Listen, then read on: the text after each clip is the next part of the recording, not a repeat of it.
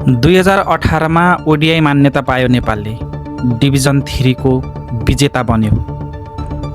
त्यस यता नेपालले आइसिसीको कुनै पनि ट्रफी उचाल्न सकेको छैन। 2023 मा एसिसी को ट्रफी उचालेको नेपालले 2023 मै भएको आइसिसी टी20 क्वालिफायरमा ओमानसँग फाइनलमा सुपर ओभरमा स्तब्ध हुनु परेको थियो।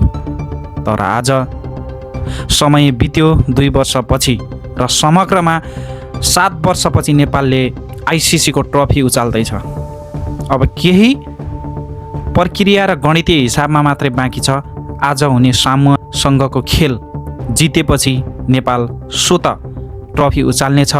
लगभग 7 वर्षपछि नेपालले आइसिसी को ट्रफी उचाल्नेछ। यो ट्रफी 2018 मा हासिल गरेको भन्दा निकै नै माथिको र नेपालको लागि ठुलो उपलब्धिको हुनेछ, किनभने नेपालले अहिलेसम्म यत्रो ट्रफी आइसिसी को इभेन्टमा उचालेको इतिहास छैन। नेपाल एकपछि अर्को अगाडि बढ्दैछ।